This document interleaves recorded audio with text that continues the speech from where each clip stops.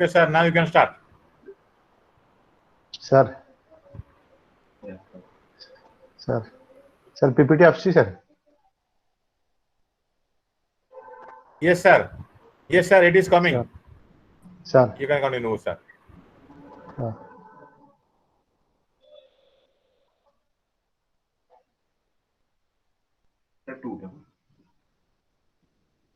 Sir. Welcome you to all the learners. Today we shall study MPS 002 International Relations Theory and Problems, Book 2, Unit 24. Once again, today we shall study International Relations Theory and Problems, Book 2, Unit 24.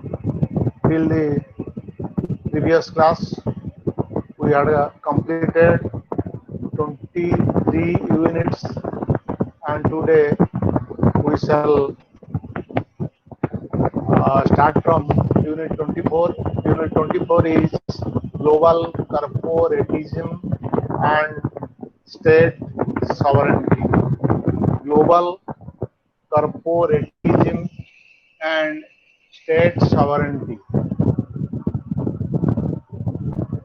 You know, in the previous unit, we had studied what about globalism.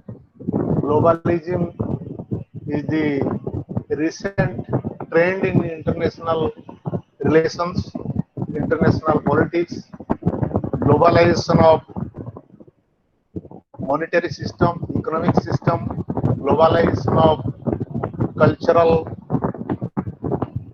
progress, and globalization of technological know-how is the recent trend in international politics. And in the Unit 24, that globalization process will be continued, and the globalization process in the name of global corporatism. It relates to corporation. The corporation is not limited to a particular state. It is the corporation spread throughout the world in several nations, particularly termed as multinational corporation, MNC. We had also studied MNC, multinational corporation. Today it is about global corporatism and how global corporation by MNC affects the state sovereignty in the present day international politics.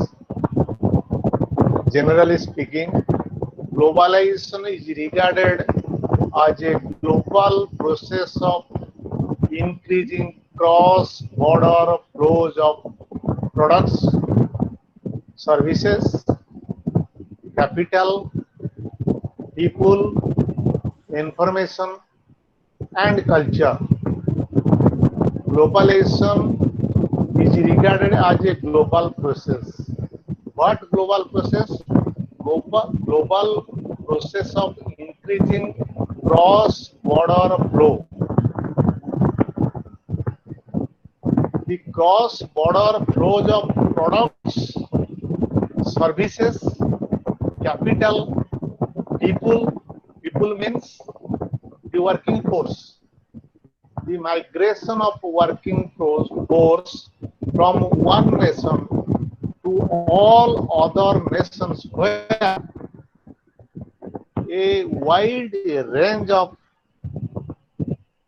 employment opportunity and earning opportunity is available, known as the global flow of people, global flow of people refers to global flow of working force or skilled laborers and skilled technocrats and professionals who in search of their employment wide range of employment opportunity cross leaves their own nation, go out of their nation to other nations where more and more opportunities are available.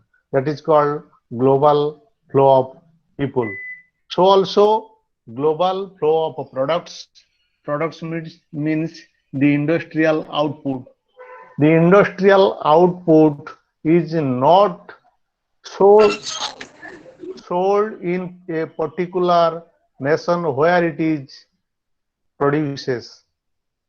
It also had the opportunity to sell in several nations.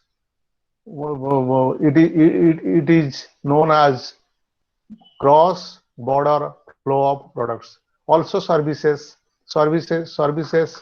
in the field of communication, services in the field of education, services in the field of health, all these sectors known as services. So also capital, the surplus capital of one nation flows to other nations is known as cross border flow of capital. Also information and culture, the cultural heritage of a nation also shared by all other nations who are interested to accept it is known as the global flow of culture. It means that globalization is a global process. Globalization is nothing but a global process. Global process of cross-border flow from one nation to all other nations without any restriction. There is no restriction on restricted supply of products, services, capital, people, information, and culture from one nation to all other nations where it is needed. It is known as globalization or global flow of these elements. Globalism denotes an ideology that seeks to advance the global integration through free markets and trade, as well as the global application of new information, communication, and transportation technologies. Globalization, globalism is nothing but the merger of nation states for the purpose of free market. Globalization is nothing but merger of nation states. All nation states without any restriction opens their own national boundary for the purpose of world market. So globalism is known as an ideology. Globalism is known as an ideology which seeks to advance the global integration. Global integration means global integration of nations. The states are integrated.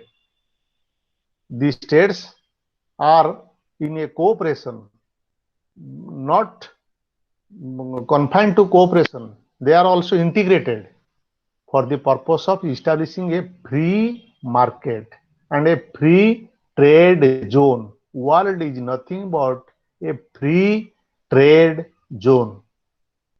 Also, global application of new information. Globalization is possible due to the advancement in the field of information technology, communication technology and transportation technology. These three made possible the entire world as an open market, as a free trade zone. Open market, world is nothing but an open market. The world is nothing but a free trade zone. Secondly, globalization denotes a process dominated by large international corporations and intergovernmental institutions and structures that are both inherently undemocratic and detrimental to both human welfare and natural resources. You know, the globalization firstly known as an open market, worldwide open market and worldwide trade zone. Secondly, it is a process. It is a process dominated by large international corporations. The free trade zone, the open market is not dominated, is controlled by a nation, by a state. It is dominated by MNCs, multinational corporations. The World Trade Zone, the free market is not an asset of the state. It is an asset of the multinational corporations, intergovernmental institutions, and structures that are both inherently undemocratic. These MNCs, multinational corporations, these intergovernmental institutions, multinational corporations means the corporations, the entrepreneurs that have worldwide establishment. एभली उद्योगी jar शिल्प आउ कल कारखाना विश्वर अधिकांश राष्ट्र रे स्थापित होई प्रत्येक राष्ट्रर अर्थनीति को नियंत्रण करुछि ताकू ही कहा जाउछि एमएनसी और मल्टीनेशनल कॉर्पोरेशंस और transnational corporations or intergovernmental institutions and structures. And these MNCs, these international corporations and intergovernmental institutions are undemocratic, have no democratic process. They are not managed democratically. No government control, no state, no nation state can have any control over these multinational corporations. They are simply guided by WTO, World Trade Organization. World Trade Organization have a little bit of control over these multinational corporations. And you know, these multinational corporations, these transnational corporations, and these intergovernmental institutions are detrimental to both human welfare and natural resources. They are not congenial. They are not in a position to support the human welfare. They don't look for human welfare. They don't look for the interest of the nation where their industrial entrepreneurship is established. ଯେଉଁ ରାଷ୍ଟ୍ରରେ ସେମାନଙ୍କ ଶିଳ୍ପ କଳ କାରଖାନା ସ୍ଥାପିତ ହୋଇଛି ସେ ରାଷ୍ଟ୍ରର ସ୍ୱାର୍ଥକୁ ସେମାନେ ଦେଖନ୍ତି। ଯେଉଁ ରାଷ୍ଟ୍ରରେ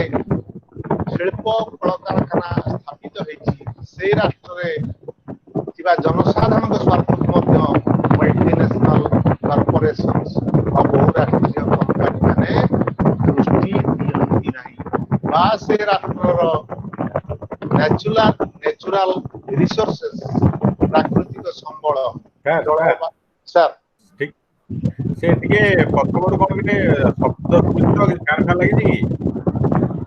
ସାର୍ ଆଜ୍ଞା ସାର୍ ଓ ସାଉଣ୍ଡ କୋଉଟା ଗୋଟେ ଶୁଭୁଛି। ସାର୍ କୁଲର ସାଉଣ୍ଡ ଟା ସାର୍ ଓହୋ ତାହେଲେ ନାଇଁ ଠିକ ଅଛି ସାର୍ ଟିକେ ବନ୍ଦ କରିଦେଇ ସାର୍ ନାଇଁ କିନ୍ତୁ କଣ କହିଲେ ଆପଣ ଗରମରେ କେମିତି ରହିବେ?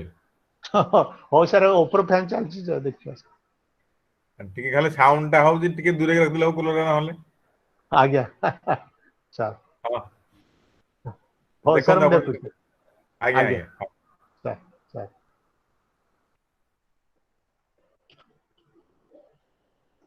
it is known as global corporatism.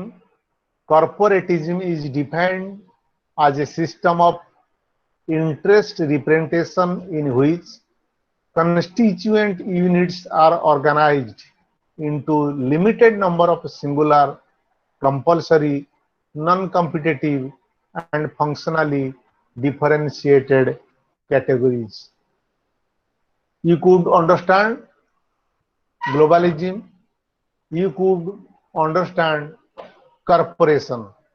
Global corporatism, the terminology, the concept refers to a system of interest representation.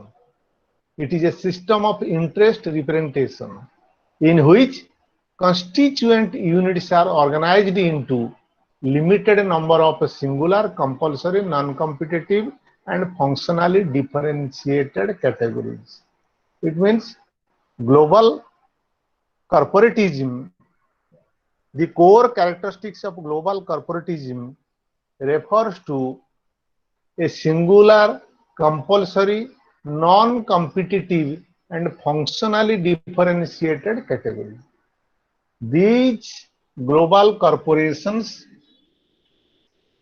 are only the profit-making, profit-seeking industrial and trade institutions only look for their own interest and never look for the interest of the nation state, never look for the interest of the people where they settle, they established their industrial entrepreneurship.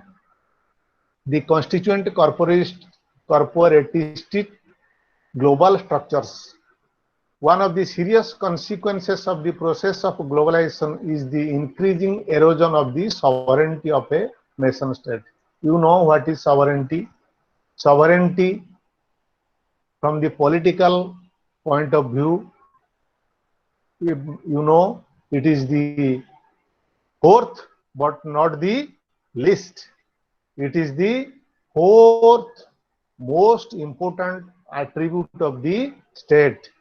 Fourth element of the state, you know, a state has four elements. One is the population, second is territory, third one is government, and fourth one is sovereignty. Sovereignty, you know, it is the supreme power of the state. Sovereignty means the supreme power of the state. It has two angles. One is internal, another is external. Internally, the power of the state is supreme. The internal meaning of sovereignty means the power of the state is supreme.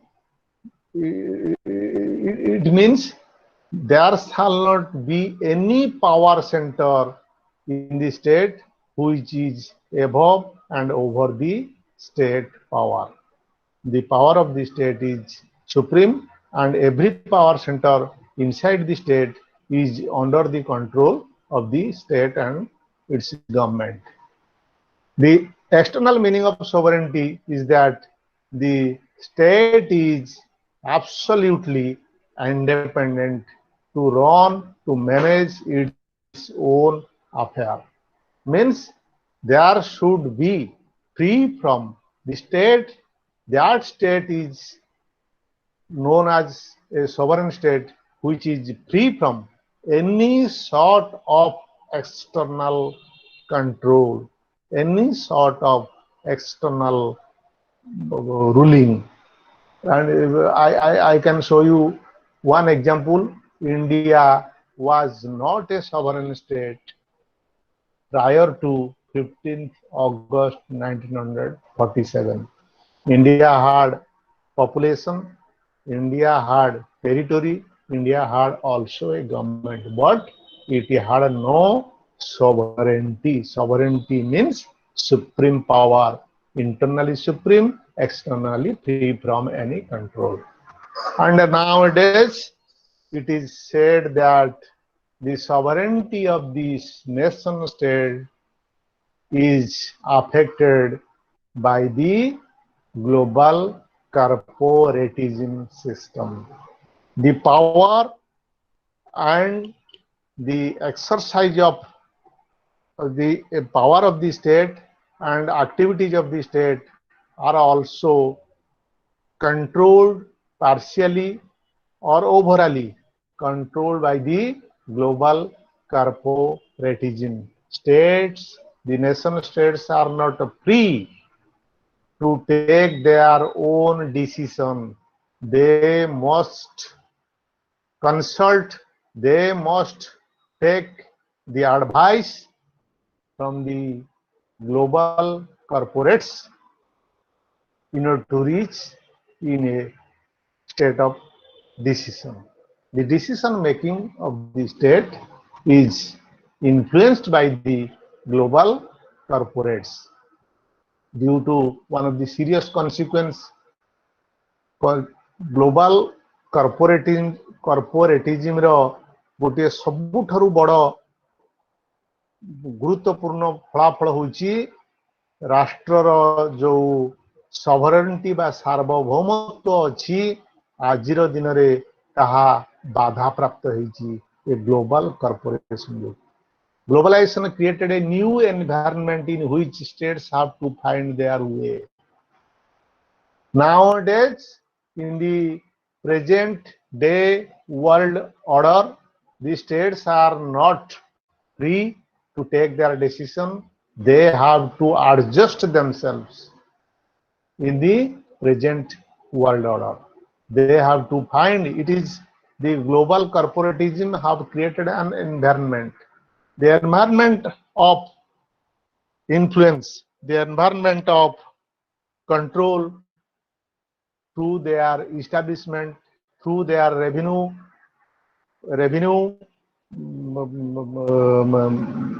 creation, and through their income process and export and import system, they have controlled the state power and state activities due to the establishment in that state. So globalization created a new environment in which states have to find their own way. The impact, thirdly, the impact of globalization on state sovereignty may be examined from two perspectives. Firstly, the perspective of the traditional understanding of nation state sovereignty, and secondly, from the perspective of the phenomenon of globalization. Globalization, the need of globalization is inevitable in the present world order. There cannot be the economy limited to a particular nation state. In the present day world order, the economy is spread throughout the world. The world has virtually converted to an economic village. Entire world is one economic system. Entire world is a free trade zone, and states, nation states are only a part and parcel of that world economy. And due to the part and parcel of nature of the individual states. The meaning, the traditional view, the traditional concept of nation state sovereignty have find their own place, and they have to be squeezed, they have to be influenced, and the state sovereignty are no absolutely exercised by the states. Secondly, from the perspective of the phenomenon of globalization, globalization cannot be avoided by a nation state. One has to one has to accept the process of globalization, otherwise its own developmental process, its own flow of foreign investment, its own need of its own import and export system, its own need of technological achievement cannot be possible, and infrastructure development also hampers without the process of globalization. It means that state must have to adjust with the phenomenon of globalization. Otherwise, it cannot run its own economy in isolation. Globalization affected the territoriality element of sovereignty. Sovereignty, politically, it is the supreme power. Economically, the sovereignty is not the sovereignty of the nation, it is the sovereignty of the global corporations. Economically, the state has no much more strength, much more capability to run its own sovereignty. So, the territorial sovereignty may be maintained to some extent, but the economic sovereignty, sovereignty, the economic, the economic sovereignty cannot be maintained due to the process of globalization. As a result, as a result of globalization, the the sub, hello, stop your audio. Hello. As a result of globalization, the state sovereignty suffered, its identity suffered, its authority exercise, and both the elements of sovereignty have an erosion stage. Moreover,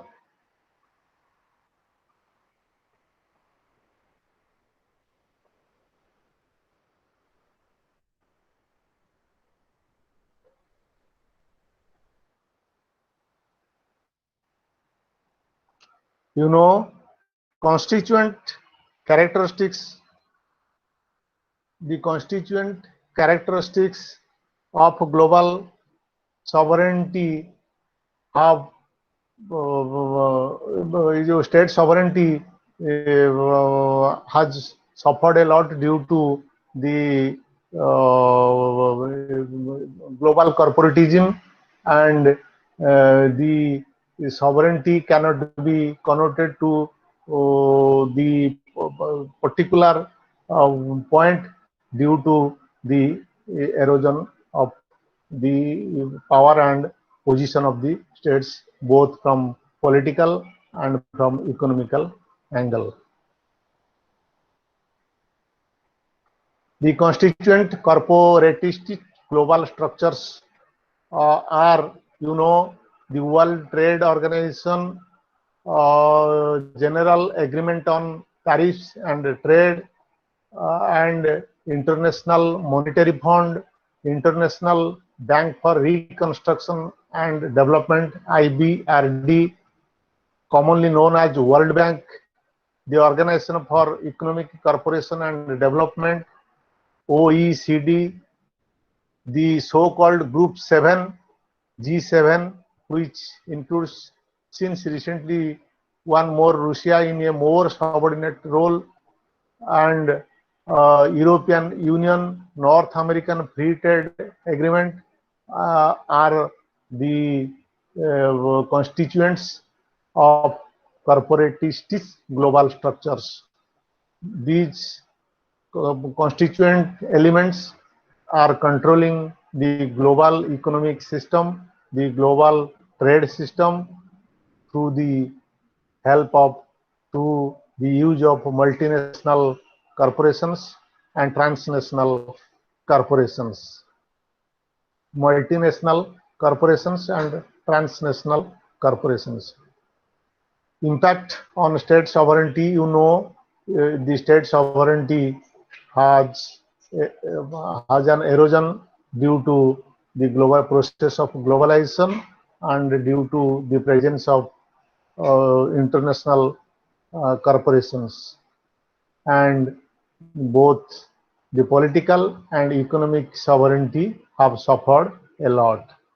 And based on the evaluation of the meaning of dimensions of globalization, we have to learn first the nation state sovereignty in the current context of the globalizing world.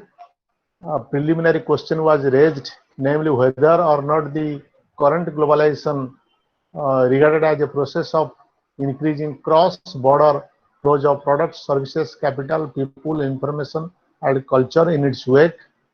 Uh, these, these creating a global corporatist structure, if that we saw in that way, it affects the nation state sovereignty. Regarding the first question, it was suggested that in many respects, the evolving process of globalization is admittedly developing corporatist structures across the world. You know, there are number of questions in this unit. The concept of globalism and globalization. Globalism and globalization. We have to learn first the concept of what is globalism and what is globalization. What is globalism? You know,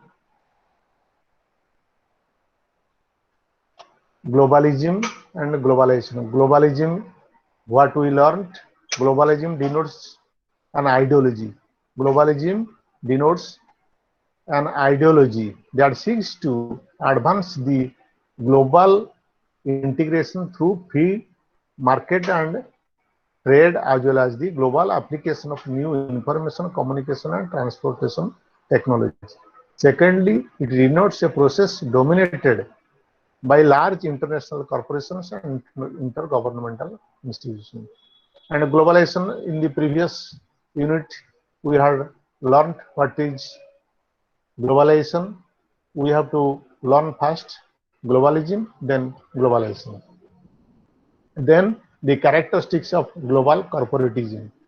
We could understand what are the characteristics, the characters constituent corporatist global structures. What is global corporatism? Global corporatism is defined as a system of interest representation in which constituent units are organized into limited number of singular, compulsory, non-competitive, and functionally differentiated categories. This is the unit regarding global corporatism. Next, unit 25, human rights and international trade. Burning topic, human right, human rights and international trade. Human rights relates to those rights which are barely necessary for a, what is human right? What do we mean regarding human rights? मानविक अधिकार कहले आमे कोन बुझू? Human rights relates to those rights which are barely necessary for a human for a dignified living. एक सुंदर सम्मानजनक जीवन पाई जो सबू अधिकार जरूरी आवश्यकता अच्छी से भली आवश्यकता गुड़ी को मानविक अधिकार बोली कहा जाए. But nowadays it has become a core point of all sorts of international politics, in the international relations, in the international affairs, in the international politics. The concept of human rights is nothing but a political affair, rather a humanitarian affair. The Universal Declaration of Human Rights by the United Nations Organization in 10th December 1948.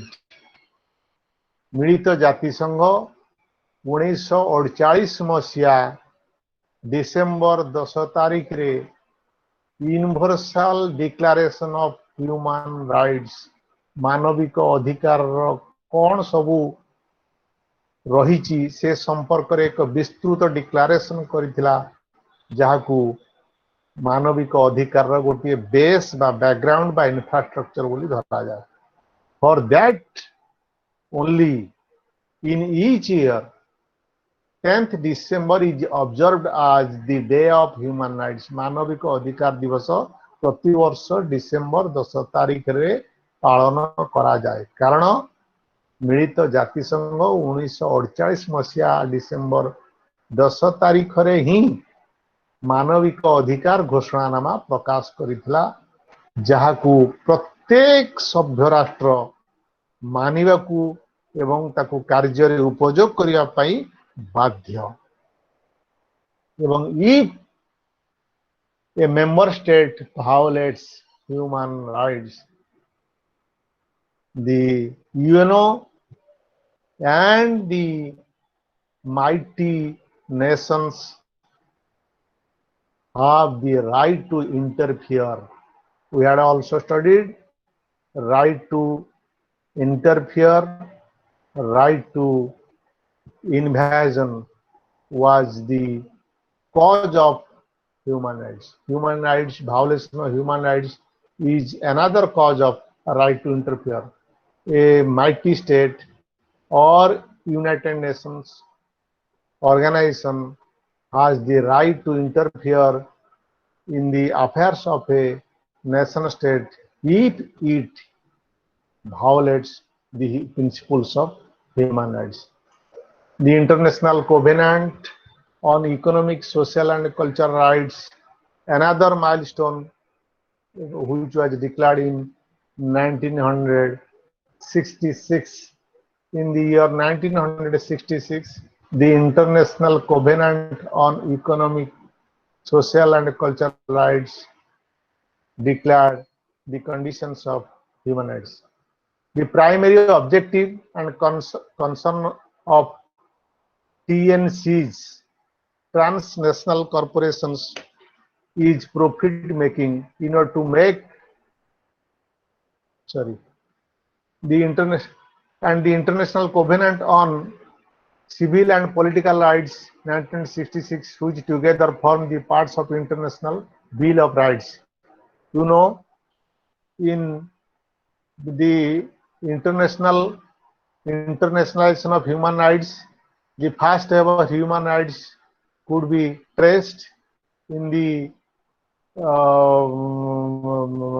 Bill of Rights and Magna Carta, which was a landmark legislation passed in the British legislature. England रो व्यवस्थापिका द्वारा Magna Carta एवं Bill of Rights जो legislation जो आईन प्रणयन होता मानविक अधिकार ताकू मूल दुआ बोली ग्रहण करा जायछि. एवं American war of independence also another milestone of human rights, you know, and UNO declaration regarding universal declaration of human rights is the last but not the least. It is the internationally worldwide declaration of human rights by an organization internationally recognized. The, the growth of international organization and also the International Labour Organization and a constituent part of UNO adopted around 150 conventions dealing with, among others, conditions of work, remuneration, child and forced labor, the provision of holidays and social security, prevention of discrimination in employment and trade union rights. The international organization also, from the humanitarian angle, have adopted 150 conventions regarding the conditions of work. The laborers have the right also. They are also human beings. They have the right. They should they should provide a good condition of work, a good condition of remuneration. There should be a prevention of child and forced labor without payment. If there is any labor that is called forced labor, there should be the provision of holidays and there should be social security for the laborers, prevention of discrimination in employment and trade union rights. These are the conditions imposed by International Labour Organization. These are also known as human rights of laborers. These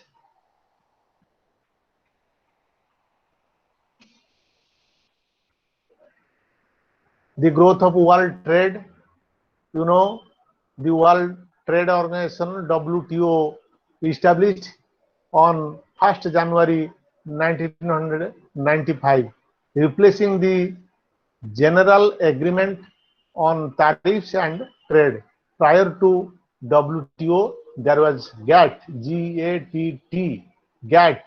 GATT means an organization of UNO to establish an world economic system. World economic system. In order to establish world economic system, there was a constituent organization of UNO that is known as General Agreement on Tariffs and Trade, GATT. It ended and then established UNO established WTO, World Trade Organization.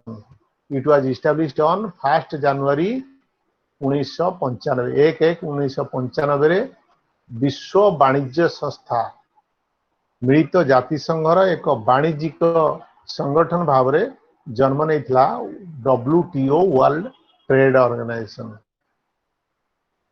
The GATT was concluded on 15th December 1993 in the name of Uruguay round of trade negotiations. Uruguay round of trade negotiations. It was ended in 15th December 1993. Completely, it was ended on 15th April 1994. Another organization replacing GATT was established in the name of WTO on 1/1/1995. The WTO had a much broader scope in terms of the commercial activity and trade policies to which it applies. GATT applied only to trade in mercantile goods. The WTO covers trade in goods, services, and trade in ideas or intellectual property, innovations and interventions. The functions of the WTO include, what are the functions of WTO? monitoring the implementation of multilateral trade agreements, which together make up to the WTO. Secondly, acting as a forum for multilateral trade negotiations. Thirdly, seeking to resolve trade disputes among trading partners. Who are the partners? The states, the MNCs are the partners. The findings of the arbitration panels are binding. Lastly, overseeing national trade policies and cooperating with other international institutions involved in global economic policy making. The global economic system building, the global economic policy making are the two important aim and objective of WTO.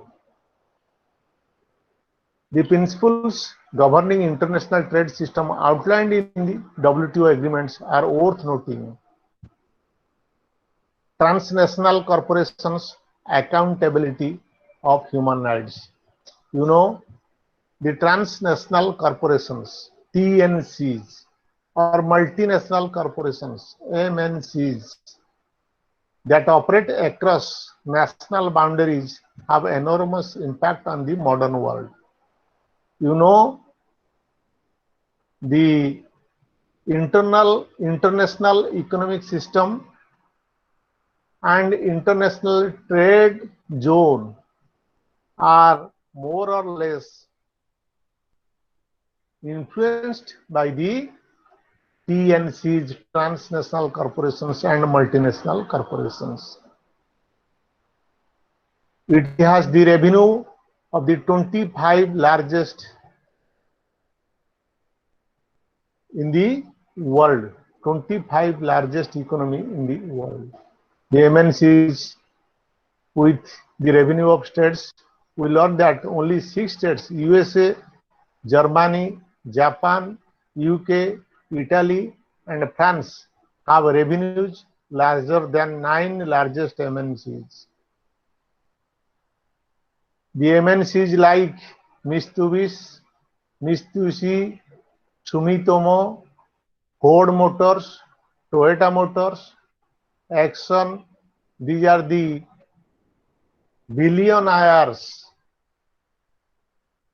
बहुराष्ट्रीय company भाव में समग्र विश्व रे एमानकर आर्थिक क्षमता America, Germany, Japan, Italy, France और England को छाड़ीदेले बाकी अन्य राष्ट्र ठारू सेमानकर आर्थिक क्षमता बहु आगरे एभली आर्थिक दक्षता रखिथिबा transnational corporations and multinational corporations are affecting, are controlling, are influencing the entire world order and world politics.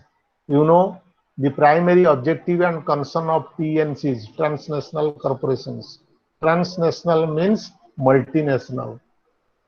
The international entrepreneurship, the industrial establishments of these corporations are located and established in many more nation states, so that it is known as TNC, transnational corporations.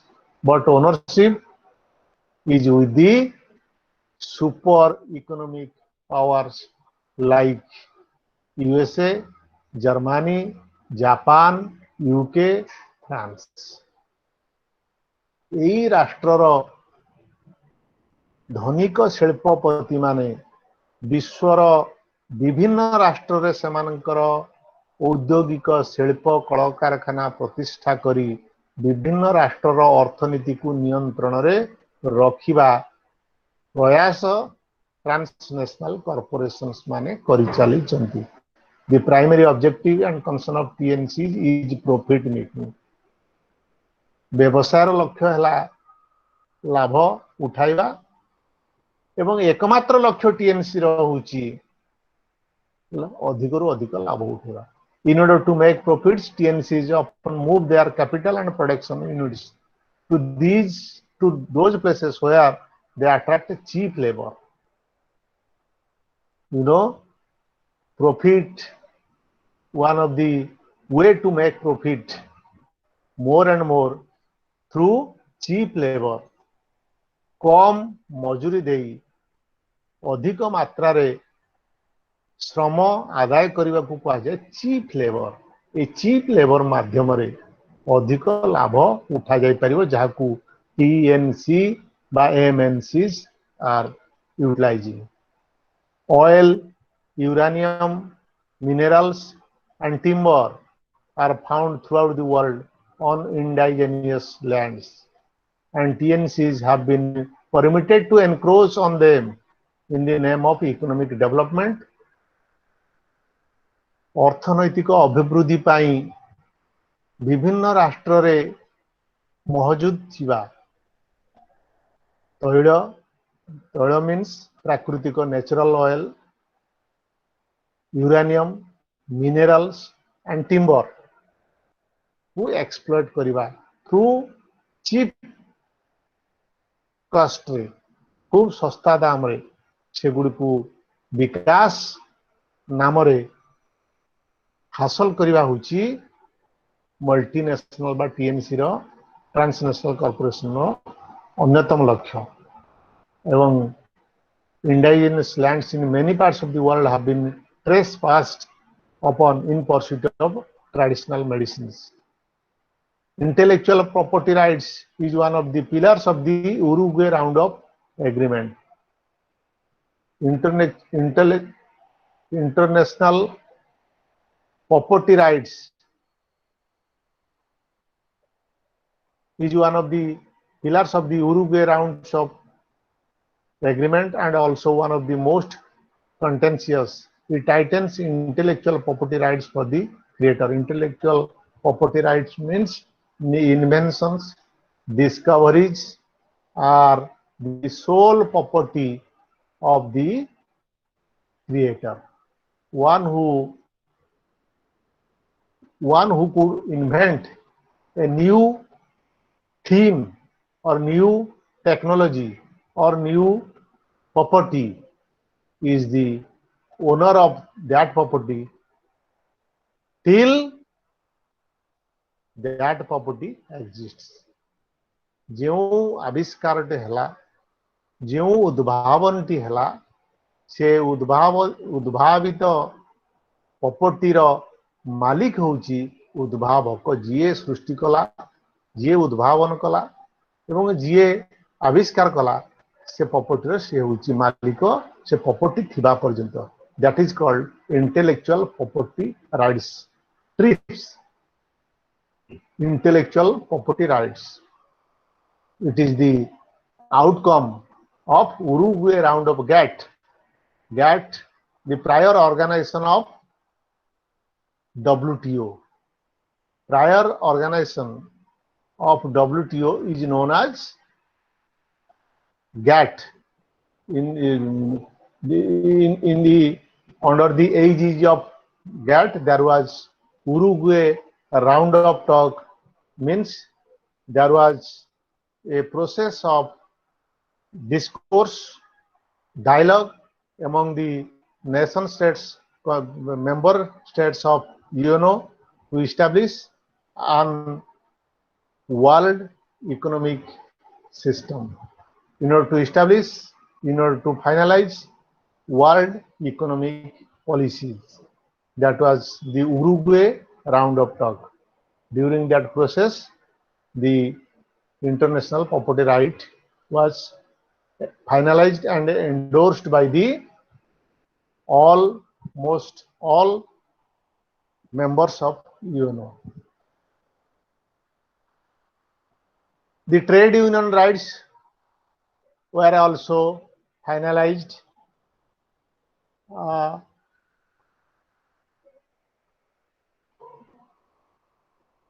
The rights of the indigenous people could not be ascertained due to the transnational corporations.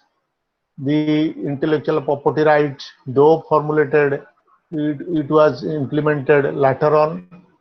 The African group of WTO members has proposed a review of the agreement, particularly for the provisions to protect indigenous knowledge, and India has suggested amendment to promote transfer of environmentally sound technology.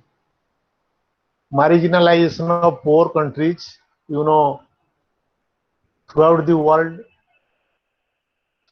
world, the nation states have been divided into two classes in the name of developed and developing states, particularly poor and rich states. Control of TNC, transnational corporations, are controlling the poor nations rather than the rich nations like America, Germany, Italy, France, Great Britain, Japan. They are not controlled by the TNCs, but almost all poor nations are controlled by TNCs. There have been a code of conduct. There is a need to finalize a code of conduct for TNCs. There should be the opportunity for the poor states to conduct a social auditing of the TNCs in its own territory. The industrialized countries of the north, where TNCs have their base, have laid down rules and regulations and parameters within which TNCs and private entrepreneurs could operate. They never supported for such rules and regulations at the international level. Due to demands of the developing countries of South, South means the third world countries. South refers to, South is an international concept. It refers to the totaling of the poor nations. गरीब राष्ट्र समूह को, विकासशील राष्ट्र समूह को south बोली नामित करा जायछि आंतर्जातिक घटनावली रे, आंतर्जातिक कॉन्सेप्ट बा विचारधारा रे साउथ बोली संबोधन करा जायछि। धनिक श्रेणी राष्ट्र मान को नॉर्थ बोली कहा जायछि, नॉर्थ बोली संबोधन करा जायछि। Very often there is a discussion, there is a dialogue to minimize a gap between poor and rich nations. These type of discussions are found in several times, known as South dialogue, South dialogue, North dialogue. धनिक राष्ट्र मान भितर विचार विमर्श को north dialogue बोली कहा जाउची। धनिक राष्ट्र गरीब राष्ट्र मध्य विचार आलोचना को सेमान भीतर आर्थिक पार्थक्य व आर्थिक तारतम्य को ह्रास करने निमंते कौन कौन सब पदक्षेप निया जाय परिवो से संपर्क रे जो आलोचना पर्यालोचना हुए ताकू नॉर्थ बा धनिक, साउथ बा गरीब बा विकासशील राष्ट्र मान भितर आलोचना बोली कहा जाय, north south dialogue. Also there is south dialogue. गरीब राष्ट्र समूह, विकासशील राष्ट्र समूह परस्पर भितर सहयोग करिया पई जो आलोचना होई थाए ताकू साउथ डायलॉग बोली कहा जाउछि। Due to the demands from the developing countries of South, supported by the communist states, the United Nations attempted to do its part monitoring the activities of TNCs and preventing their misuse of power. Misuse, the TNCs are very often misusing its power.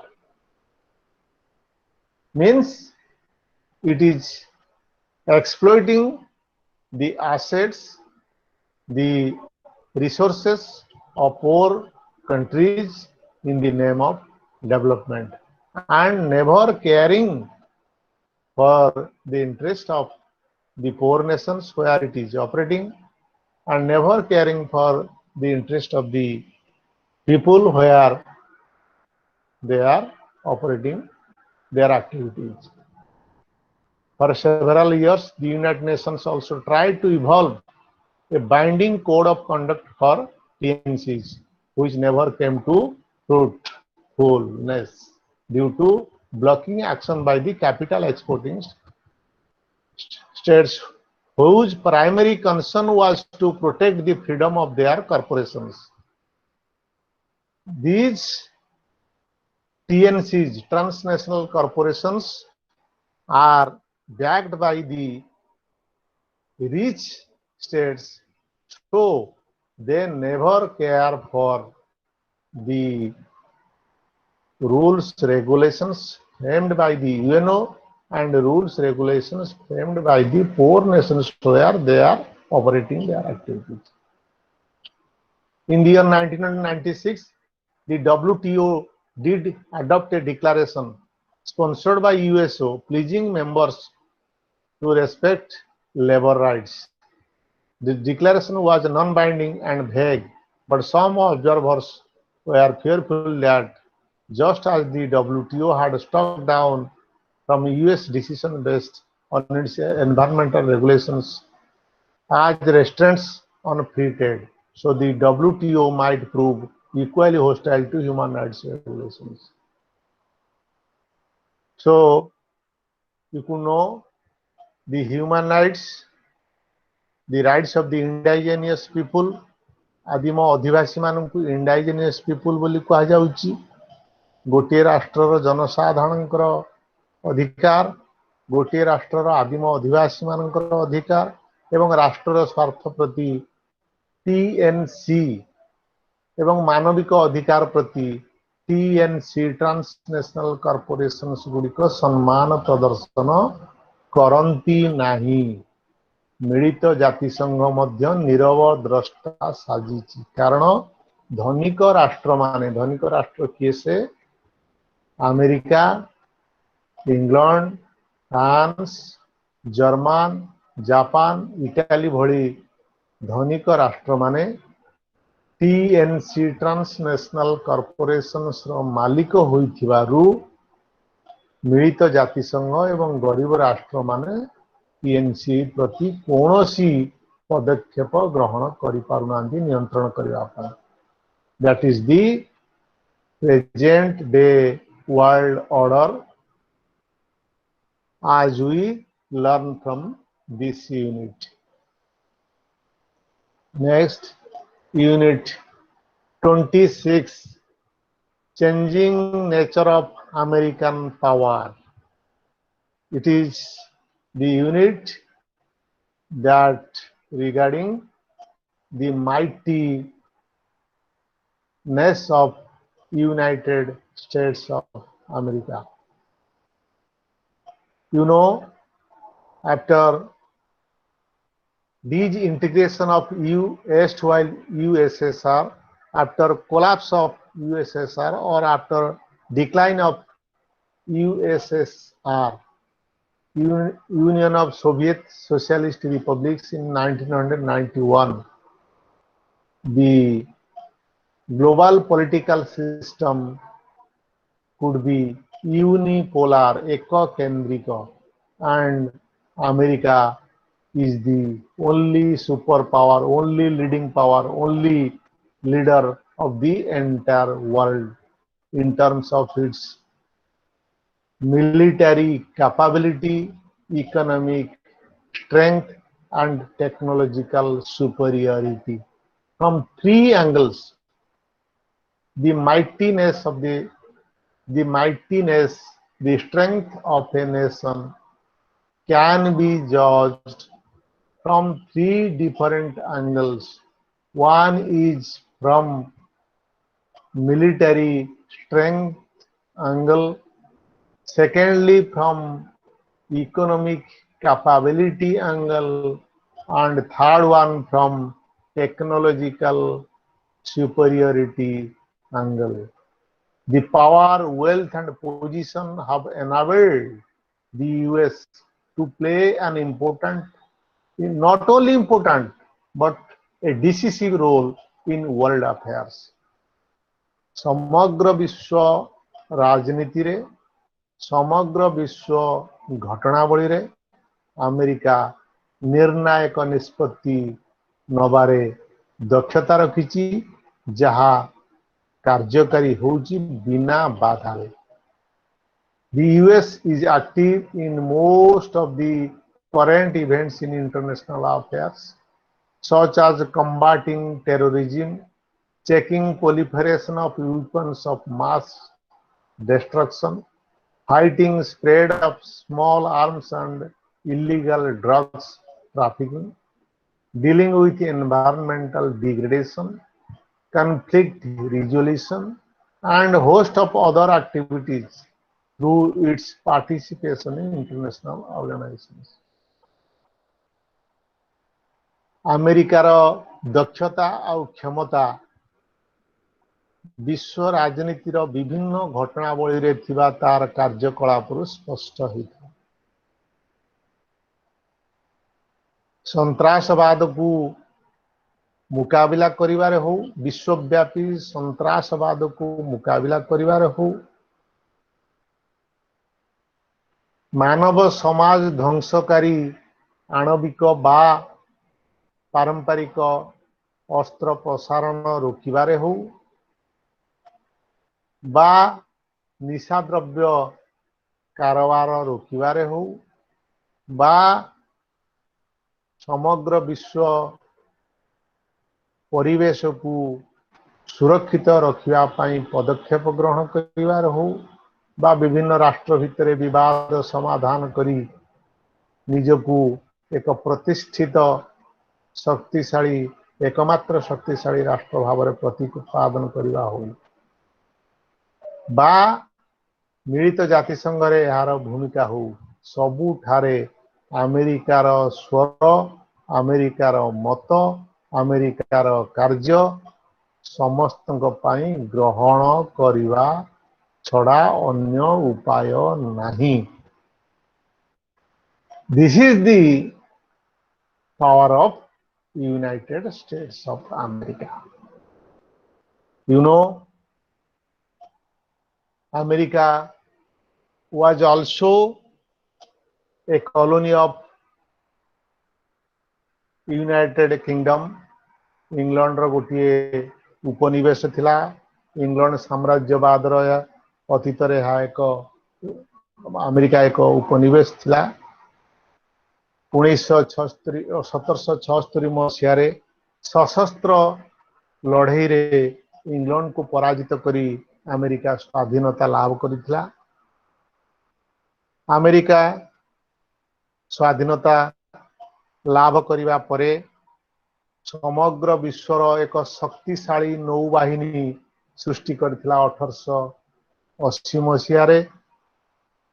1898 ମସିହାରେ Spain ବିରୋଧରେ, ଶକ୍ତିଶାଳୀ Spain ସାମ୍ରାଜ୍ୟ ବିରୋଧରେ ଯୁଦ୍ଧ ଘୋଷଣା କରି ବିଜୟ ଲାଭ କରିଥିଲା ଏବଂ ଦ୍ୱିତୀୟ ବିଶ୍ୱଯୁଦ୍ଧରେ ପରମାଣୁ ବୋମା ନିକ୍ଷେପ କରି ନିଜର ଶକ୍ତିର ପରିଚୟ ଥିଲା ଏବଂ ପରବର୍ତ୍ତୀ ବିଶ୍ୱରେ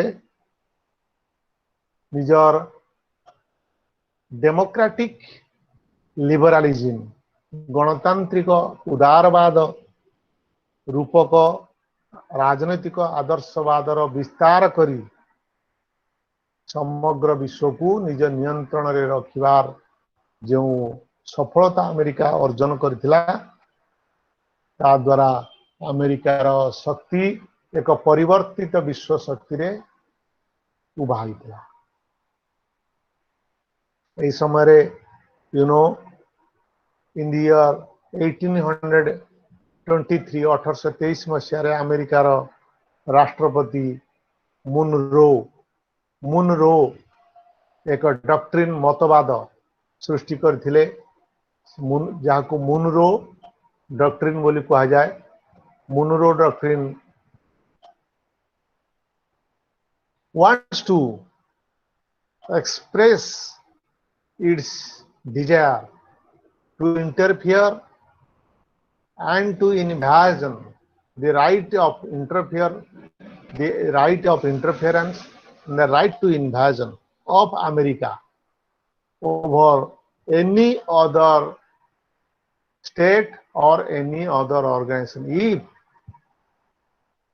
the American political ideology suffers there a lot.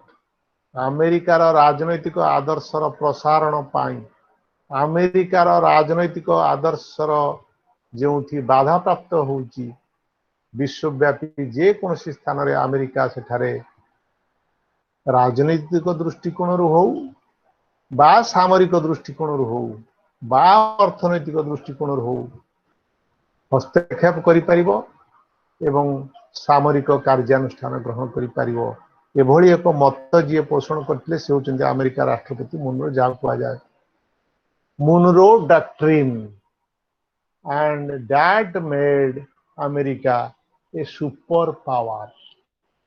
America is after Second World War world দ্বিতীয় বিশ্বযুদ্ধ পরবর্তী বিশ্বরে America was the superpower for a some time, for a little bit of period.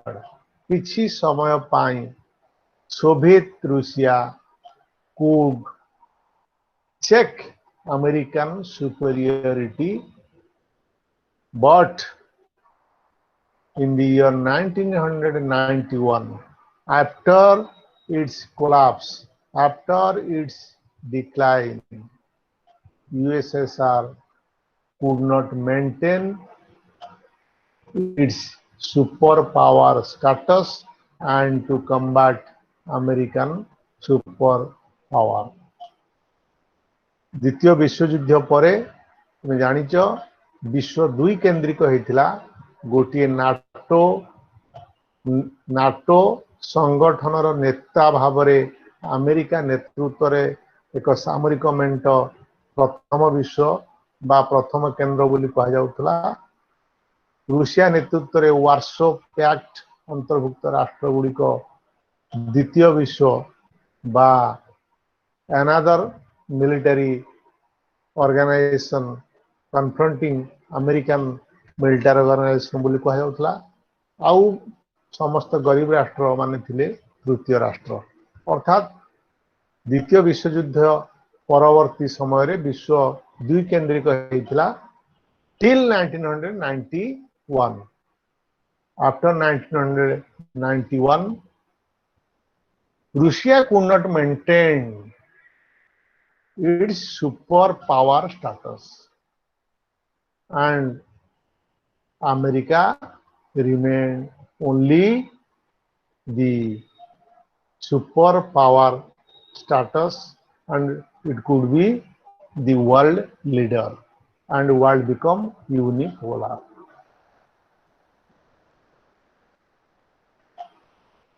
Birth of a superpower. Until Second World War, United States could not play a leading role in world affairs. US foreign involvement until then was marked by periodic isolation and colonial activism. President Franklin D. Roosevelt, who steered the US through the perilous Second World War, was himself a strategic planner and thinker. As the war was still wreaking havoc around the globe, Roosevelt confident that his country would become the only victorious, and it maintained that position in the Second World War. Soon after the conclusion of Second World War, America was perceived as a emerging power in the world.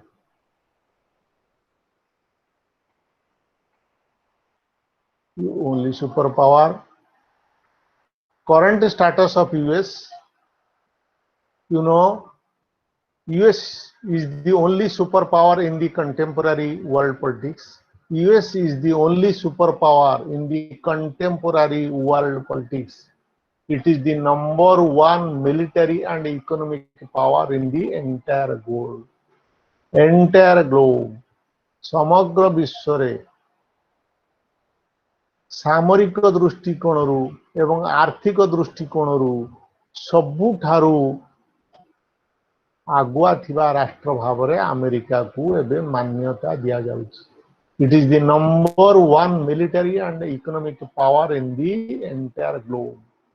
Its military strength is not only reflected in its huge defense expenditure, but also its leadership in various frontiers of military technology and R&D facilities.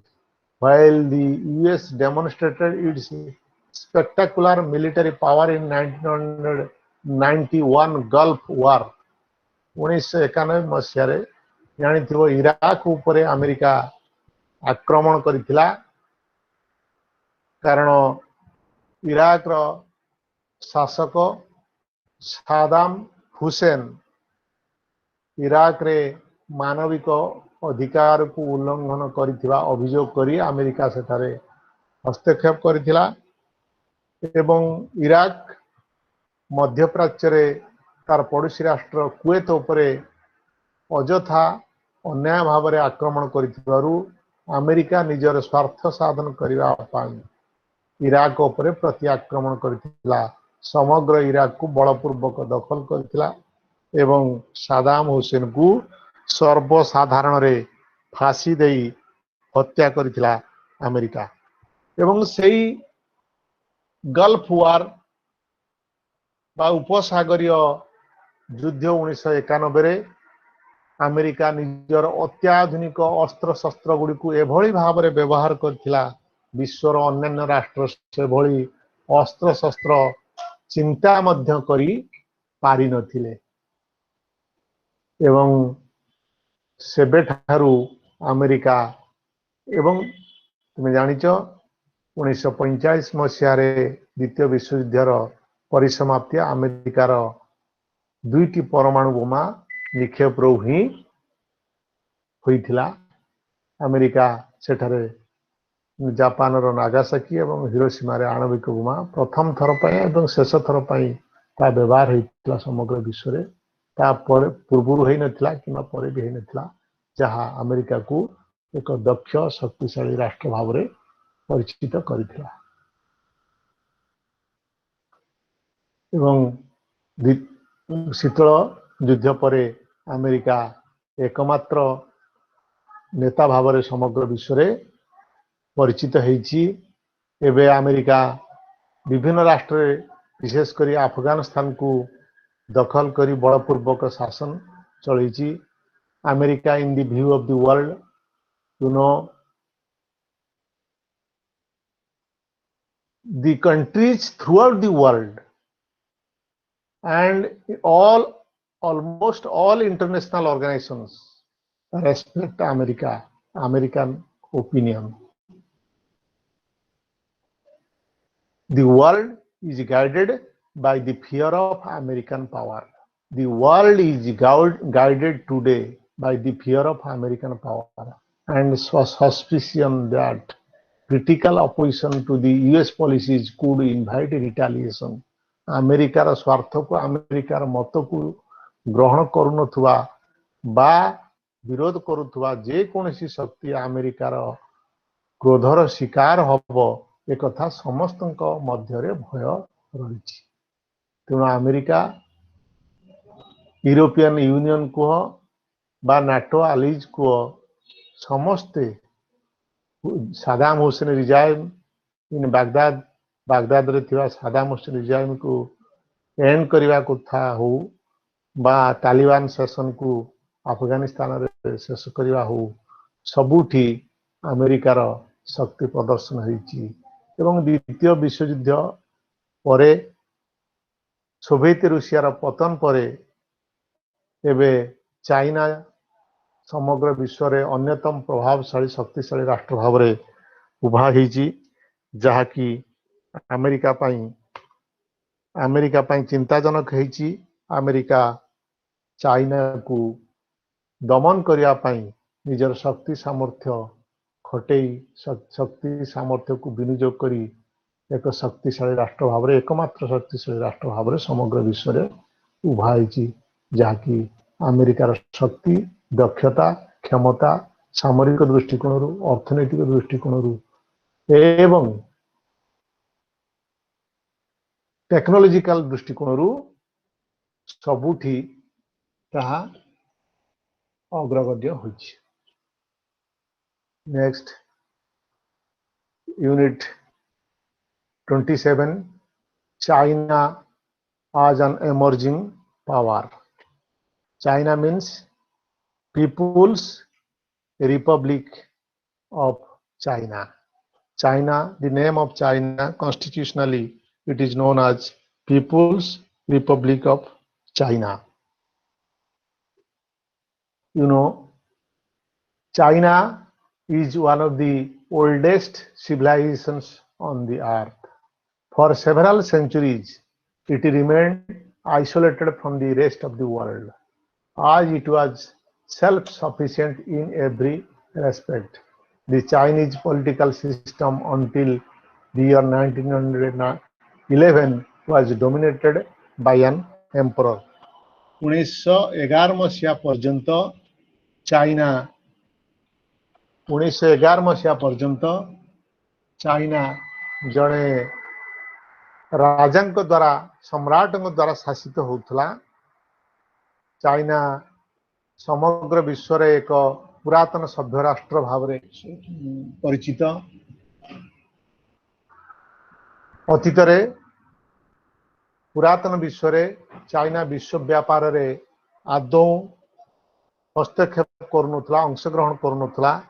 You know Napoleon Bonaparte the world famous emperor of France known as Napoleon the Great had professed, once Napoleon had said, it is the sleeping, China is the sleeping giant of the world. China is the sleeping giant of the world. Once Napoleon had said, China is the sleeping giant of the world. Let it sleep, for if it wakes, it would shake the world. China हेउची विश्वर एक निद्रागत दक्ष बृहत शक्तिशाली राष्ट्र। यहाँ Showa को दियो, निद्रा जीवा को दियो। जदि यह उठे जाग्रत हुए, जदि चाइना जाग्रत हुए केबे ताले समग्र विश्व को यह निश्चित भाव रे भयंकर भाव रे प्रभावित करिवो। एभली प्रोफेसी एभली भविष्यतवाणी नेपोलियन बोनापार्टଙ୍କର सत्य आजिर दिन रे प्रमाणित होइछि। You know, China was ruled by an emperor till 1911, and in the year 1921 1921 मसीहा जुलाई 23 तारिख रे चाइना रे कम्युनिस्ट पार्टी रो जन्म लाभ करितला। The Communist Party of China was founded in the year 1921, particularly 23rd July 1921, under the leadership of Mao Zedong.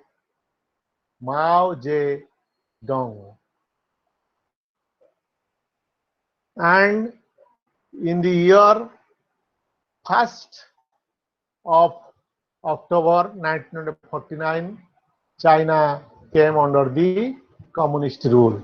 China came under the communist rule in the year 1949 1949 मसीहा October 1 तारिख रे China communist शासन अधीन है। ता पूर्वर चाइनार इतिहास को आम जदि अध्ययन करवा तो निश्चय देखा चाइना अतीत जापान ठारू पराजित होईची। चाइना मध्य अतीत जापान सहित अन्यान्य राष्ट्र ठारू मध्य पराजित होईची, किंतु चाइना केबे हेले निजर स्वाधीनता हराई नाही। चाइना इंग्लैंड ठारू मध्य पराजित होईची। अफीम war the great war of opium, you know, China was defeated in the hands of Great Britain. China was also defeated in the hands of a small state, Japan. After that, China, the liberation of China chronologically divided into two periods. Mao period from 1949 to 1977. You know, China came under the communist rule. There is one political party named the People's Republic of China's political party, the Communist Party of China. The Communist Party, the communist rule started from the year 1949. It has two periods, one from 1949 to 1977. Another is reform period 1978 onwards. One is establishment period 1949 to 1977. Another is reform period 1978 onwards. Since its birth, the People's Republic of China has been an important player in the post-Second World War era. Although up until 1971, the People's Republic of China government was not accepted as a permanent member of United Nations Security Council. Diplomatic recognition by the United States came only in 1978. You know, a state has four attributes, four elements: population, territory, government, and sovereignty. These four elements and attributes are known as compulsory attribute. And there is another attribute of the state known as international recognition. International recognition. Recognition by the other states to a newly emerged state is another attribute of statehood. Due to that, China was recognized by United States in the year 1978. आंतर्जातिक स्वीकृति गोटे राष्ट्रर राष्ट्रत्व प्राप्ति गोटे राष्ट्रर राष्ट्रत्व प्राप्ति पाई जदियो बाध्य बाधकता मूलक नुहे compulsory नुहे तथापि तार आवश्यकता रही। इंटरनेशनल रिकॉग्निशन नथिले राष्ट्र राष्ट्र भितर संपर्क संभवपर नुहे। तेणु राष्ट्र राष्ट्र भितर संपर्क रक्षा करी सृष्टि रक्षा करने आंतर्जातिक स्वीकृतिर जरूरी आवश्यकता अछि। जो राष्ट्र आंतर्जातिक स्वीकृति प्रदान करिथा से राष्ट्र गोटे राष्ट्र नुआ करी सृष्टि होता राष्ट्र सह डिप्लोमेटिक बा कूटनैतिक संपर्क रक्षा करिथा। तेणु United states America recognized the People's Republic of China in 1978. In the same year, China began to reform their system in the most dramatic and totally unexpected ways. In less than 3 decades, China has emerged as a big power in many respects. ମାତ୍ର 3 ଦଶନ୍ଧି ଭିତରେ, ସଂସ୍କାରର 3 ଦଶନ୍ଧି ଭିତରେ China ସମଗ୍ର ବିଶ୍ୱରେ ଏକ ମହାନ ଶକ୍ତିଶାଳୀ ରାଷ୍ଟ୍ର ଭାବରେ ଉଭା ହୋଇଛି। After the United States and Russia, it is undoubtedly the next powerful nation in the world. ସମଗ୍ର ବିଶ୍ୱରେ ଆଜିର ଦିନରେ ଆମେରିକା ରୁଷିଆ ପରେ ଚାଇନା ହେଉଛି ତୃତୀୟ ଶକ୍ତିଶାଳୀ ରାଷ୍ଟ୍ର ଯାହାକି ସମଗ୍ର ବିଶ୍ୱରେ ପରିଚିତ ହୋଇଛି। The extent of China's influence and power is spread throughout the world. ଚାଇନାର ପ୍ରଭାବ ପ୍ରତିଷ୍ଠା ଏବଂ କାର୍ଯ୍ୟକଳାପ ବିଶ୍ୱର କୋଣ ଅନୁକୋଣରେ ଏବେ ଅନୁଭୂତ ହେଉଛି।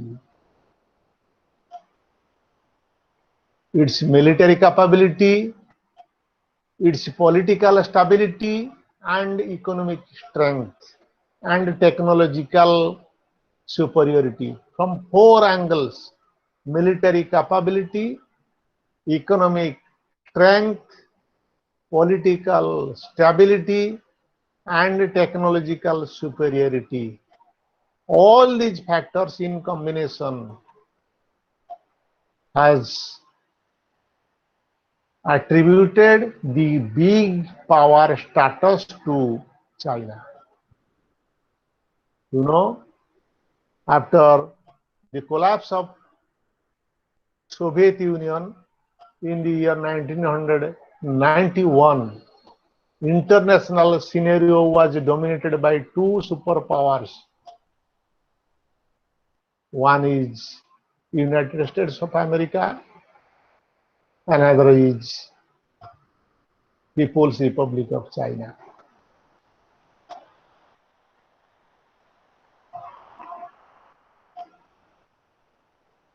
The international hegemony is now a single state managed.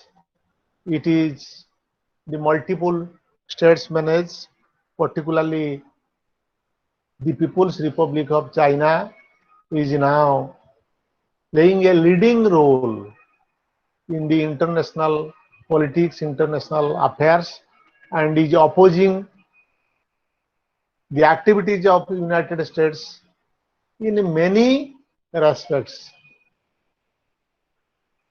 You know, China's military capability lies with the military strength, military organization.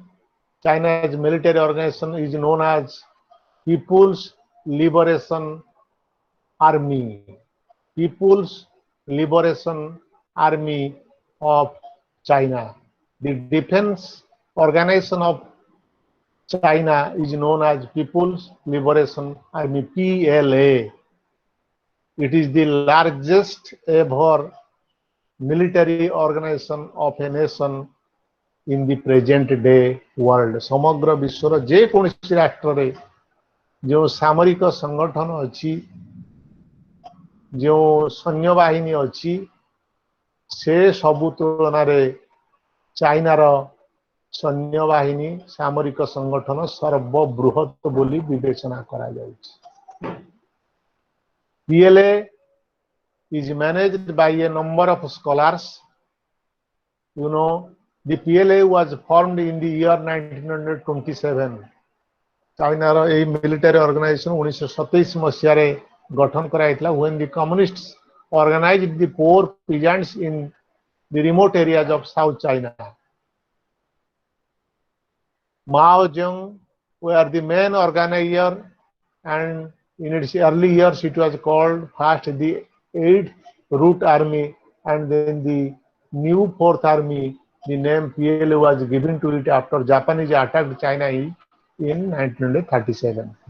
In its early years, most of its recruits were poor peasants.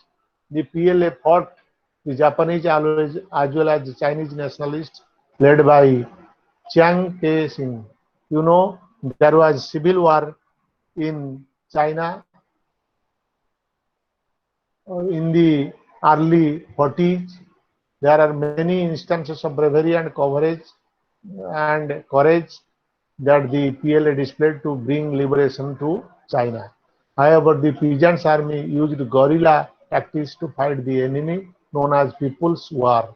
All military doctrine as well as strategy and tactics fell under it.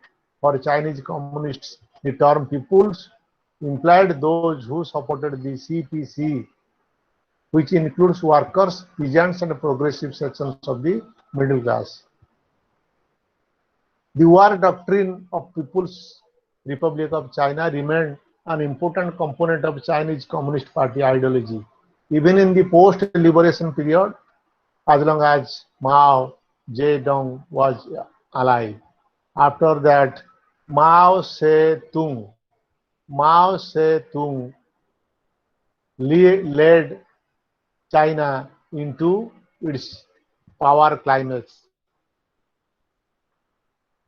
China has the biggest land army in the world, you know, according to the International Institution for Strategic Studies, the total number of troops is 2 crores 84 lakhs, for which the army had 2.90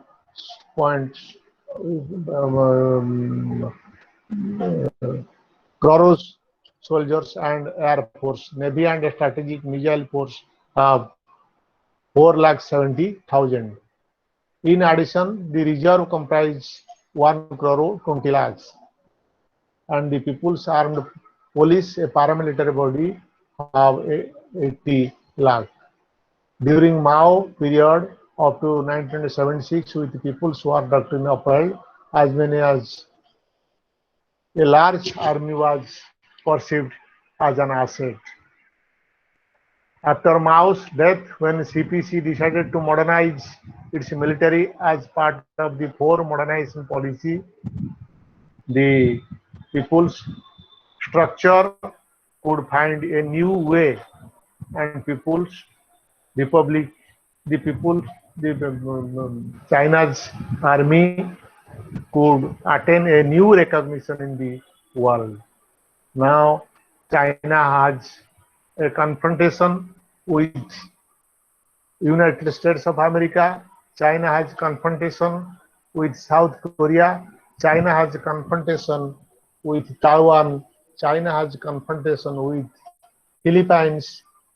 It has its confrontation with India. It has its confrontation with Japan also. China's navy is divided into east, south, north, and China Sea fleets after reforms. China's economic strength, as it is well accepted, sheer military powers does not make a nation a major power. केवल सामरिक शक्ति द्वारा गोटे राष्ट्र केबे हेले विश्व नेता हो पारिबो नाही.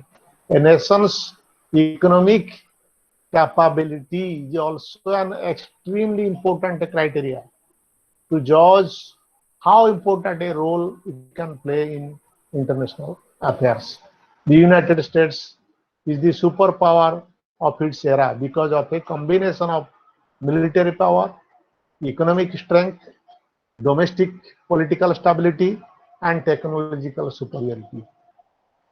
The Soviet Union did have enormous military power, but it could not maintain its economic strength.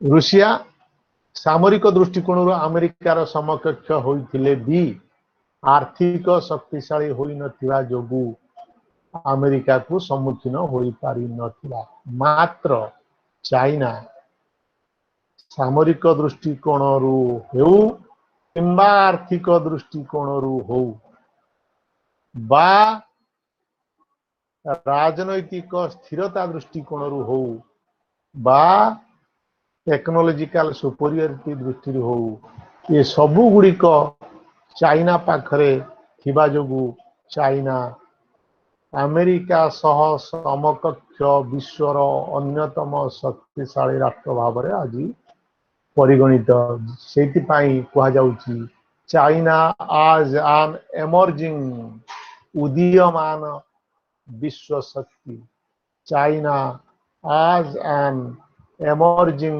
विश्व शक्ति जहाँ दिने नेपोलियन बोनापार्ट भविष्यवाणी करथिले ताहा आज सत्य रे परिणत होईची it was the sleeping giant now it is the awoke giant of the world जागृत होइतिबा एक विश्व महाशक्ति and for this reason China's political stability China's political stability lies in its communist party regime.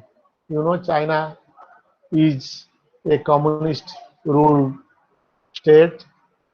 Mao Zedong had a new way to find out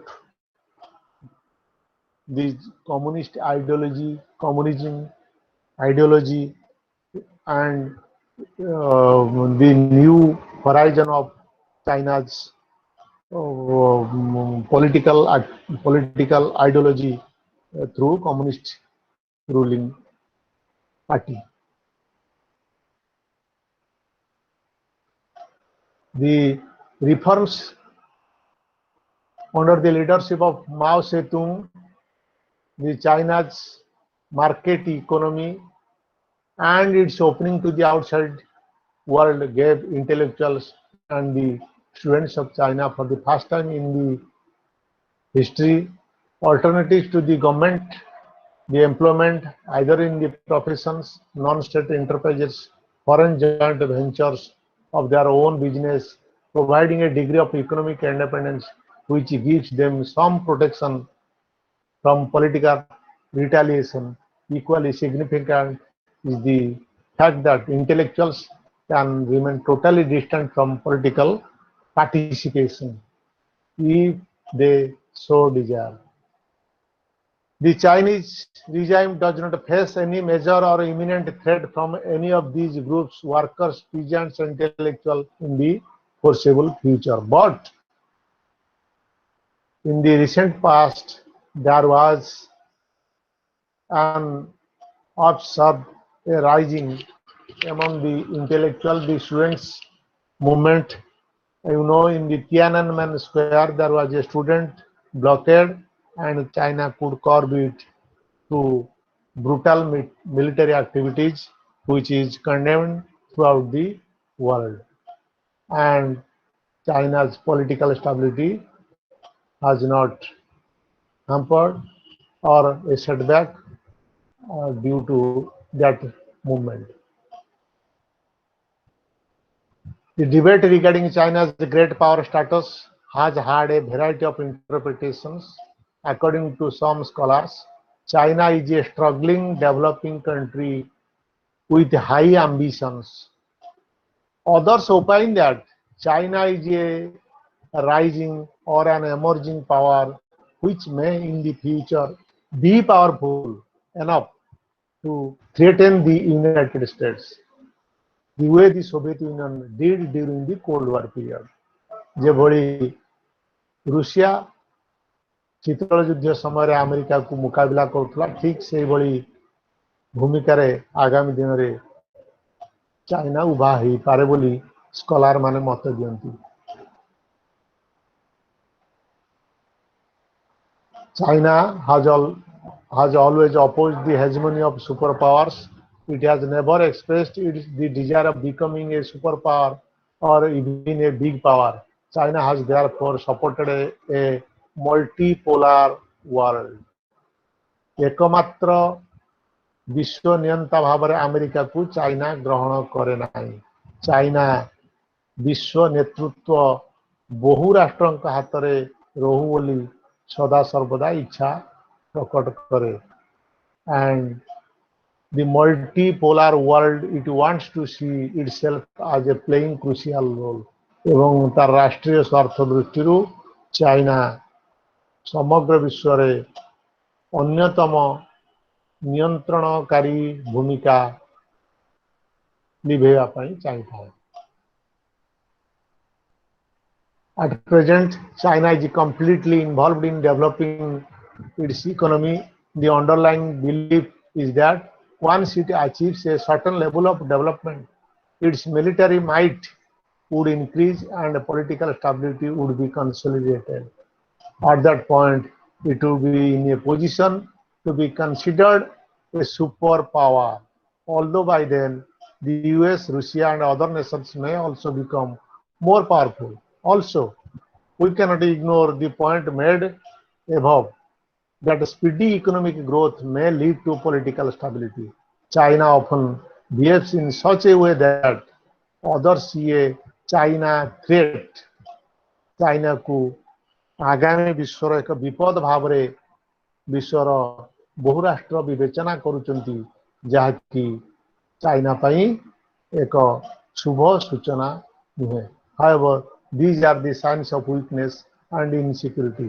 Once China becomes politically and economically resilient, it would cease to make others feel threatened. This is regarding China. Emergence, last unit of today class, that is unit 28, emergence of Central Asian republics. Emergence of Central Asian republics. It relates to the erstwhile USSR, Union of Soviet Socialist Republics. नुआ करी सृष्टि होइथिबा केंद्रीय एशियार राष्ट्र समूह बा republics गुड़िक साधारणतंत्र गुड़िक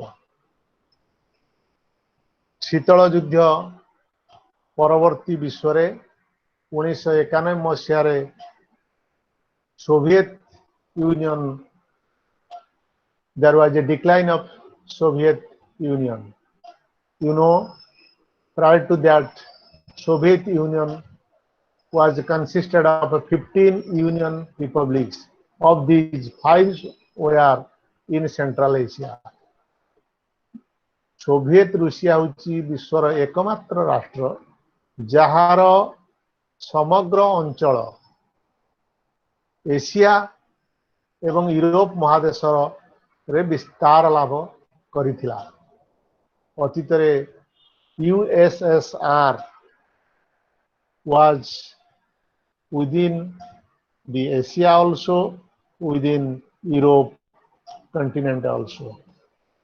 In the year when Soviet Union collapsed, in the year 1991 when Soviet Union collapsed, 5 of erstwhile Soviet Union republics, these were the republics Uzbekistan, Tajikistan, Kazakhstan, Kyrgyzstan, and Turkmenistan. These republics became independent. 15 republics 15टी प्रजातंत्र को नहीं शीतल युद्ध समयर विश्व रे Soviet Russia परिचिति लाभ करिथिला। 1991 मसीह रूसियार महान राष्ट्रपति मिखाइल गोर्बाचेव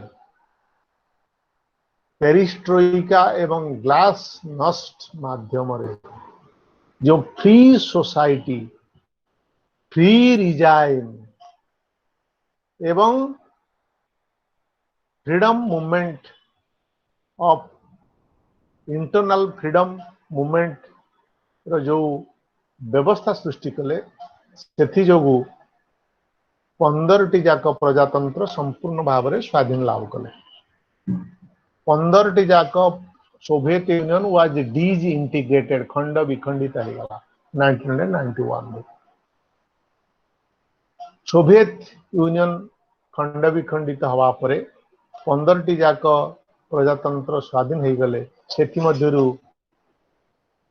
10टी थिले यूरोप महादेश रे अन्य 5टी होउचंती केंद्रीय एशिया महादेश केंद्र भाग रे से 5टी जाक हेले नुआ करी सृष्टि हेतिबा सोवियत रूसिया ठारू विच्छिन्न हेई नुआ करी स्वाधीनता लाभ करी प्रजातंत्र भाव रिपब्लिक्स भाव परिचित लाभ करथिबा स्वाधीन राष्ट्र भाव परिचित लाभ करथिबा for that reason it is called no it is connoted as emergence of Central Asian Republic emerged 5 republics emerged after disintegration of Soviet Union in 1991.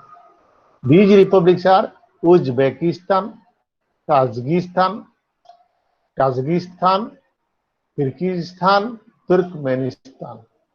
These republics are newly attained statehood republics known as emergence of Central. These are located in Central Asia.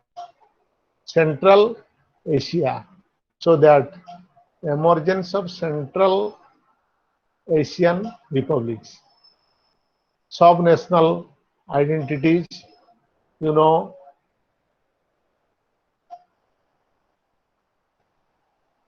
these 5 republics had common feature of common feature in terms of language, in terms of their culture, in terms of their attitude, and in terms of their economy, in terms of their regime also. The impact of the national movements for independence that gained momentum elsewhere in the USSR in the late 80s was less visible in Central Asia. Yet, there are some violent outbursts that took the form of inter-ethnic riots.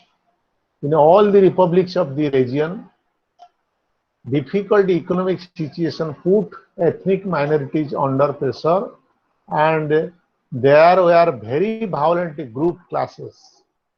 The psychological atmosphere of uncertainty and the adoption of new language laws promoted a large number of Russians and other European population to leave Central Asia in the wake of ethnic riots in different Central Asian republics. Between 1992 till 1996, in 4 years, Central Asia counted 59% of all net migrants to Russia from former Soviet republics, of which 20% was from Uzbekistan. All of the migrants from Central Asia to Russia between 1919 till 1996, ethnic Russians constituted 70%, and most of the remainders were Tatars, Ukrainians, Belarusians, and Jews. The net population transfer of ethnic Russians from Central Asia to Russia during the same period was equal to over 14%.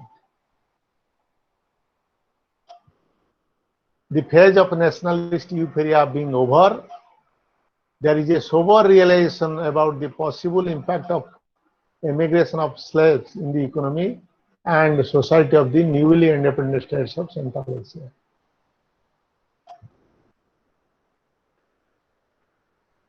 The Central Asian states cannot be termed as very discriminatory against the Russians.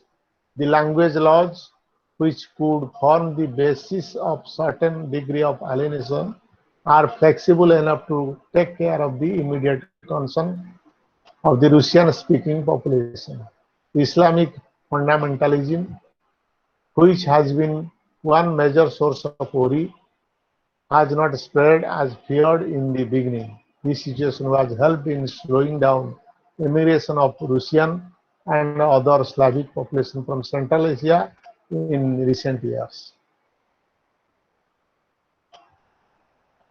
the new constitutions, the relatively weaker numerical strength of the titular group, and the existence of strong sub-national identities confronted nation builders in states like Kazakhstan. At the time of independence, Kazakhs and Russians were nearly equal in number in Kazakhstan. Kazakhstan ଯେତେବେଳେ ସ୍ୱାଧୀନ ହେଇଗଲା 1991ରେ ରୁଷିଆର ଅଧିବାସୀ କାଜାଖସ୍ତାନର ମୂଳ ଅଧିବାସୀ ସମାନ ସମାନ ସଂଖ୍ୟାରେ ଥିଲେ। ପରବର୍ତ୍ତୀ ସମୟରେ ରୁଷିଆନ ମାନେ ରୁଷିଆକୁ ପଳେଇ ଯିବା ପରେ କାଜାଖସ୍ତାନ ମୂଳ ଅଧିବାସୀଙ୍କ ଦ୍ୱାରା ନିୟନ୍ତ୍ରିତ ହେଲା। After that, Kazakhstan could create its own constitution. Language issue, all the states of Central Asia adopted language laws in 1989 to 1990 that not only elevated their titular languages to the status of state language but also restricted the use of non-titular languages. Religion and state, Islam remained always in different ways a strong element of Central Asian identity. ये सब राष्ट्रर अधिवासी मानकर संख्याधिक अधिवासी मानकर धर्म थिला इस्लाम धर्म अवलंबी माने ये जो पांचटी नुआ करी सृष्टि होथुआ राष्ट्रर अधिवासी मानकर धर्म थिला, be it as a part of everybody's life, marriage, circumcision and burial, also called everyday Islam, or the authority structure within the family that is influenced by religion. Rituals, symbolism and cultural practices related to Islam had made a strong comeback in Central Asia. Economic performance and social stability, transition from a centrally planned economy to a market-oriented one has so far been both complex and painful. The consequent policy and institutional reforms, independent banking and financial systems, introduction of the new national currencies, reorientation and economic incentive structures and approaches to economic management have been wide-ranging, costly and resulted in significant dislocations as well as fall in output, income and employment. In the past 5 years following independence, the economies of the Central Asia experienced severe recession. ଅର୍ଥନୀତି ବ୍ୟାପକ ଭାବରେ ବିପର୍ଯ୍ୟସ୍ତ ହୋଇ ପଡ଼ିଥିଲା 1991 ଠାରୁ 1996 ପର୍ଯ୍ୟନ୍ତ। Though subsequent years have witnessed some stabilization and recovery. In social sector, however, remain in bad shape and can create social and political unrest. ନୂଆ କରି ସୃଷ୍ଟି ହେବା ପରେ ଏସବୁ ରାଷ୍ଟ୍ରରେ ଅର୍ଥନୀତି, ସାମାଜିକ ସ୍ଥିତି ଏବଂ ରାଜନୈତିକ ଶାସନ ବ୍ୟବସ୍ଥା ବିପର୍ଯ୍ୟସ୍ତ ହୋଇପଡ଼ିଥିଲା। ପରବର୍ତ୍ତୀ ସମୟରେ ସେମାନେ ଏହାକୁ ସୁଧାରି ନେଇଥିଲେ। The states of Central Asia cannot ignore the implications that economic stagnation and crisis have on social stability. In situations of prolonged crisis, the divisions within society came to the surface, further complicate the situation.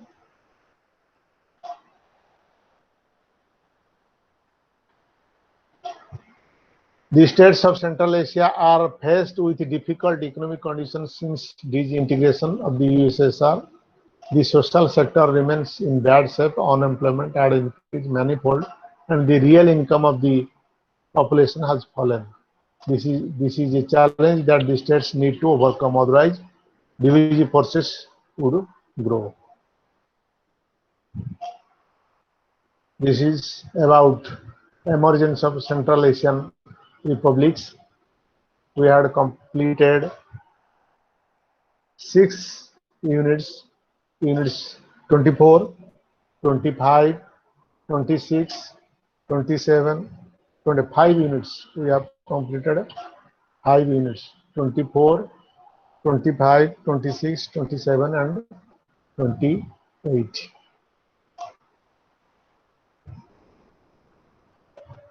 All about today's class. We shall start doubt clearing session,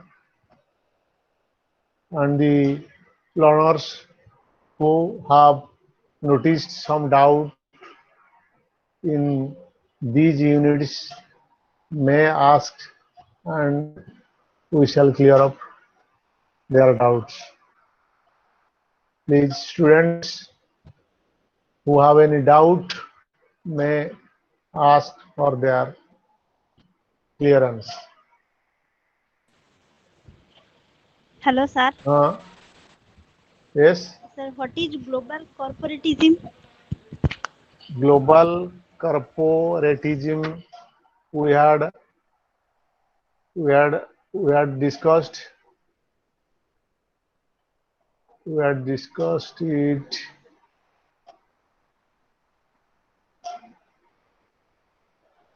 Global corporatism.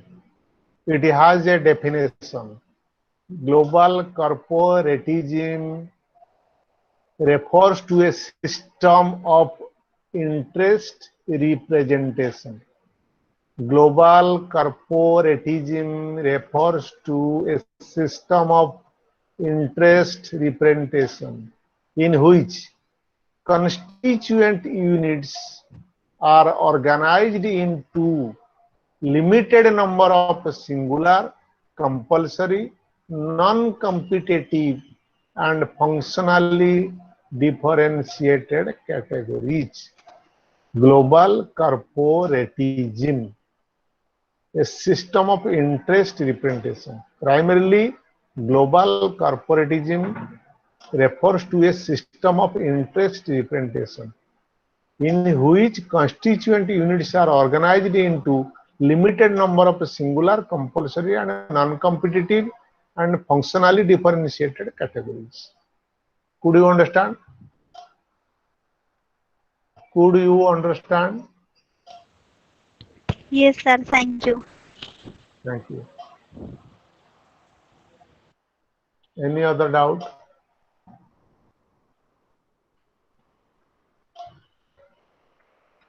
Any other doubt you may ask?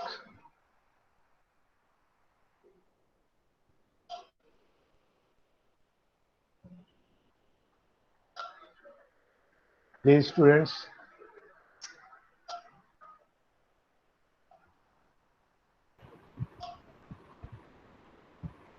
Okay, sir. Thank Sir, you very much.